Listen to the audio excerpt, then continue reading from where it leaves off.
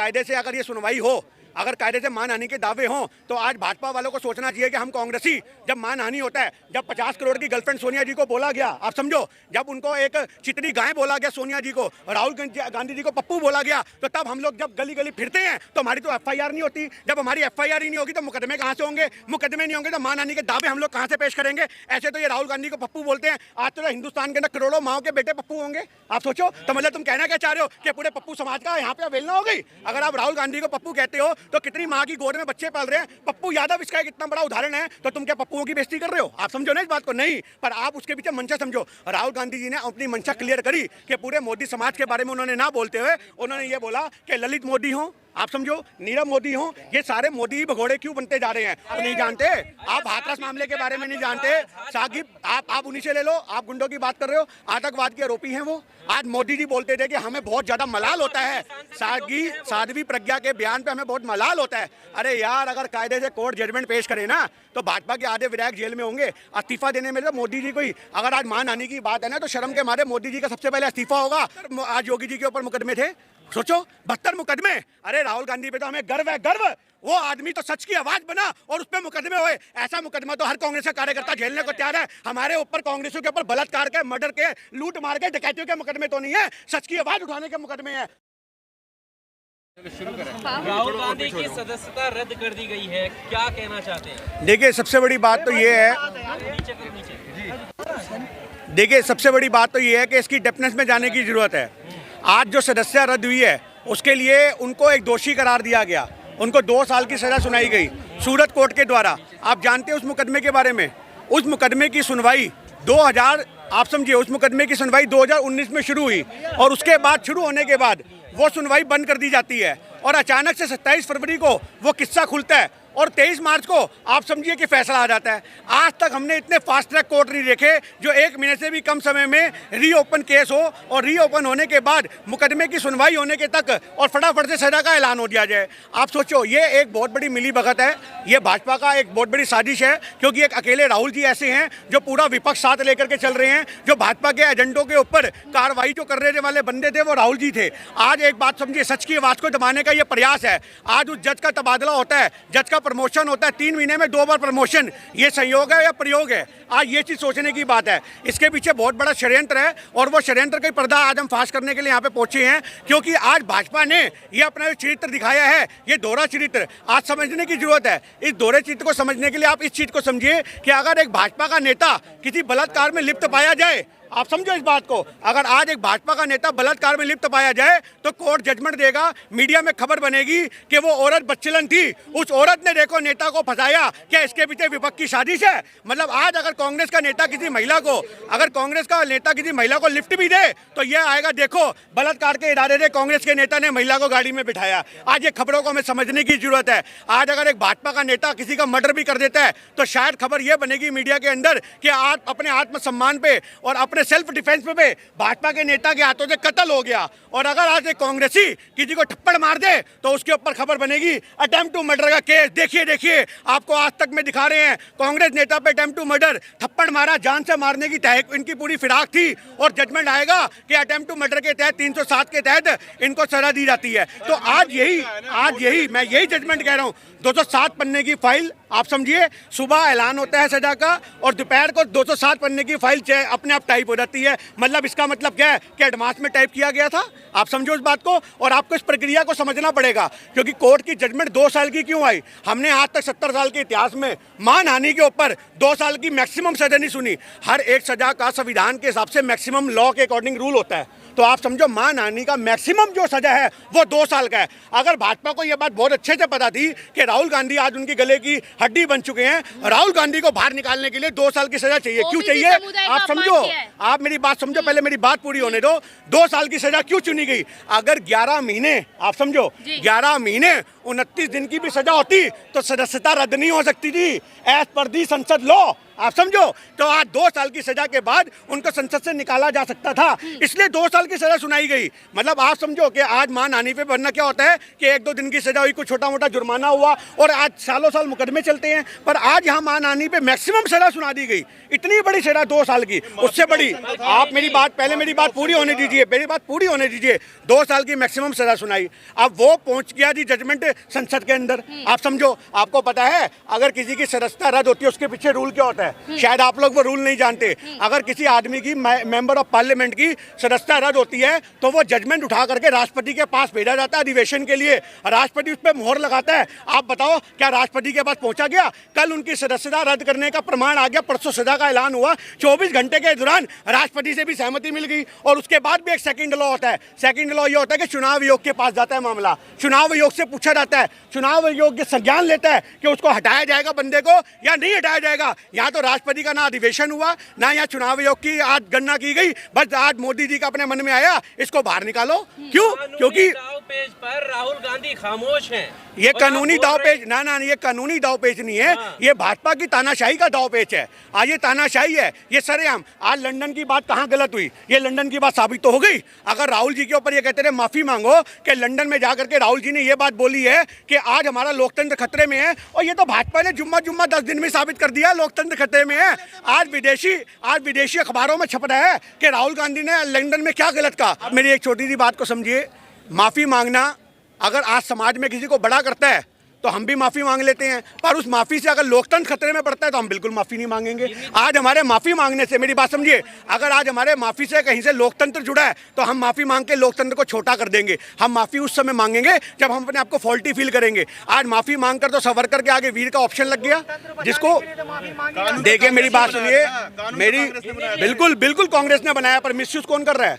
Misuse कौन कर रहा है? आज उस तरह बनाया किसने बनाया? और झाड़ बनाने वालों ने किस लिए? ताकि आपकी हजामत हो सके। अगर उस तरह से आपका गला काट दिया जाए तो फिर आप कहोगे उस तरह बनाने वाले ने उस तरह क्यों बनाया? तो आप समझो इस बात को। मैं आतंकवाद के आरोपी जो है वो अभी भी सांसद बनी हुई है। देखिए, अगर कायदे से अगर ये सुनवाई हो, अगर कायदे से मानहानि के दावे हों, तो आज भाजपा वालों को सोचना चाहिए कि हम कांग्रेसी, जब मानहानि होता है, जब 50 करोड़ की गर्लफ्रेंड सोनिया जी को बोला गया, आप समझो, जब उनको एक चितरी गाय बोला गया सोनिया जी को, राहुल गांधी जी को पप्पू बोला गया, तो तब हम लोग जब गली गली फिरते हैं तो हमारी तो FIR नहीं होती। जब हमारी FIR ही नहीं होगी तो मुकदमे कहाँ से होंगे? मुकदमे नहीं होंगे तो मानहानि के दावे हम लोग कहाँ से पेश करेंगे? ऐसे तो ये राहुल गांधी को पप्पू बोलते हैं, आज तो हिंदुस्तान के अंदर करोड़ों माओ के बेटे पप्पू होंगे। आप सोचो, तो मतलब तुम कहना क्या चाह रहे हो कि पूरे पप्पू समाज का यहाँ पे अवेलना हो गई? अगर आप राहुल गांधी को पप्पू कहते हो तो कितनी माँ की गोद में बच्चे पल रहे हैं। पप्पू यादव इसका एक इतना बड़ा उदाहरण है, तो तुम क्या पप्पुओं की बेइज्जती कर रहे हो? आप समझो ना इस बात को। नहीं, पर आप उसके पीछे मंशा समझो। राहुल गांधी जी ने अपनी मंशा क्लियर करी कि पूरे मोदी समाज के बारे में उन्होंने ना बोलते हुए उन्होंने ये बोला कि ललित मोदी हो, आप समझो, नीरव मोदी हो, ये सारे मोदी भगोड़े क्यों बनते जा रहे हैं? उसका रीजन क्या था? उसका रीजन ये था, मेरी बात सुनो, पिछड़े जिस बंदे ने जजमेंट दी है, आप समझो, जो आपके उसके जिन्होंने इनके खिलाफ, राहुल जी के खिलाफ मुकदमा दर्ज किया है, पुण्याश मोदी करके वो बंदे हैं, विधायक है हमारे सूरत के, जिन्होंने ये मुकदमा डाला है, उन्होंने ही अपनी पिटीशन में बोला है कि भैया हम तो पिछड़े नहीं हैं, हम तो अपने आप को OBC नहीं मानते। जो बंदा खुद कोर्ट में केस डाल रहे राहुल गांधी के खिलाफ, वही अपने आप को पिछड़ा नहीं बता रहा, तो आप कैसे कह दोगे मोदी समाज पिछड़ा? अगर ऐसे पिछड़े, अगर मेरी बात सुनो, अरे अगर ऐसे पिछड़े बनाने से लोग प्रधानमंत्री बन जाएं तो हिंदुस्तान के लोग कहेंगे हमें OBC बना दो भैया, हम भी प्रधानमंत्री बन जाएंगे, हम भी विधायक बन जाएंगे। आज इस बात को समझने की जरूरत है। ये बहुत बड़ा प्रोपोगेंडा था। JPC जांच का गठन की बात कर रहे थे, ज्वाइंट पार्लियामेंट्री कमेटी। आज इसके बारे में भी अगर इनको नहीं पता होगा कि ज्वाइंट पार्लियामेंट्री कमेटी होती क्या है। आज बहुत से भाजपा के लोगों से हमने प्रवक्ता से पूछा कि बता JPC कर रहे हैं, JPC है क्या? उसका मुंह नहीं खुला JPC के बारे में। तो ये एक संयुक्त संसदीय समिति होती है जिसके द्वारा सारा विपक्ष शामिल होता है और वो उस बंदे को दोषी करार करने के लिए मेरी बैठक बनाता है। और उसके अंदर सिर्फ कांग्रेस के दल के नेता नहीं होते, सारे समाजवादी पार्टी के भी होते, सारे के सारे जितनी भी राजनीतिक पार्टियां हैं, सबके बंदों को चुन करके कमेटी बनती है और वो कमेटी फैसला करती कि अडानी स्वच्छ है या भ्रष्ट है। तो इनको क्या दर्द था पेट में? चेयरमैन तब भी तो सत्ता पक्ष का ही होता। देखिए, पर वो बात नहीं है ना, पर मेजोरिटी भी तो चलती है, एक यूनिटी चलती है, पूरा वोट बैंक चलता है। ऐसे तो आज आपने सुना है कि अगर हम गुंडों को मकान किराए पे दे देते हैं तो उनसे खाली कराना बड़ा मुश्किल होता है। आप समझना इस बात को, अगर हम गुंडों को मकान किराए पे देते हैं कच्चे लालच के लिए तो उनको खाली कराना बड़ा भारी होता है। आज हमें तो लग रहा है कि भारत के लोगों ने संसद ही किराए पे दे दी है और ऐसे गुंडों के हाथ में दे दी है जिनसे खाली कराना हमारे लिए, क्योंकि हमारे, मैं आपका जवाब दे रहा हूँ, आज 72 आज योगी जी के ऊपर मुकदमे थे, सोचो 72 मुकदमे। अरे राहुल गांधी पे तो हमें गर्व है, गर्व। वो आदमी तो सच की आवाज बना और उस पर मुकदमे हुए। ऐसा मुकदमा तो हर कांग्रेस का कार्यकर्ता झेलने को तैयार है। हमारे ऊपर कांग्रेसियों के ऊपर बलात्कार के, मर्डर के, लूट मार के, डकैतियों के मुकदमे तो नहीं है, सच की आवाज उठाने के मुकदमे हैं। पर आज भाजपा वालों पे मुकदमे किस चीज के होते हैं? औरत का बलात्कार कर दिया, रात को उसकी इज्जत से खेल दिया, किसी का मर्डर कर दिया, बहन बेटी ने दलाली करवा ली, किसी का यौन शोषण कर लिया, किसी को धंधे पे बैठा दिया। ये भाजपा के नेताओं के निकल के आते हैं चाल चरित्र हमारे। आज भाजपा के बोझ से क्यों? आपको नहीं पता? आपको नहीं पता गुंडों के बारे में? आप नहीं जानते?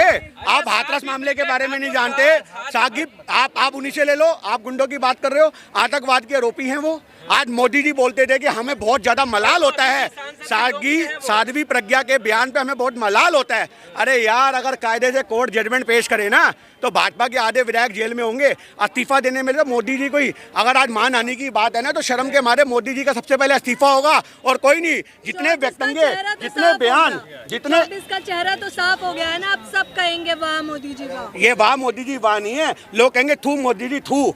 आप तो आज चूड़ियां पहन लो। आज ये कहते थे, मेरी बात सुनो, ये हमारे, आप समझो, ये हमारे मनमोहन सिंह को चूड़ियां भेजते थे।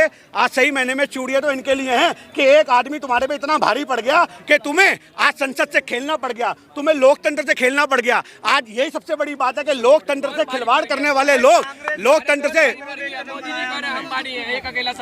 ये काहे के भारी हैं? एक अकेला तो वो भारी था जो संसद में भारी था। आज भारत जोड़ो यात्रा की सफलता इनसे कहीं बर्दाश्त नहीं हुई और ये जानते थे कि भारत जोड़ो यात्रा राहुल गांधी ने सफल कर दी है और अक्टूबर में वो एक और यात्रा शुरू करने का प्लान कर रहे थे। तो इनको ये बात बहुत अच्छे से पता थी कि एक आदमी है। अरे इनको तो गांधी सरनेम से इनको दिक्कत है। आज ये लोग मुकदमे की बात करते हैं राजीव गांधी के बारे में, इंदिरा गांधी के बारे में, पंडित नेहरू के बारे में। इन्होंने क्या कुछ नहीं बोला? आप बताओ। इनको गांधियों के नाम का खौफ है, खौफ। जहाँ गांधी नाम सुनाई देता है वहाँ मोदी जी और जितने भी इनके संसद के विधायक होते हैं, नेता होते हैं, MP होते हैं, ये थर-थर कांपने लगते हैं।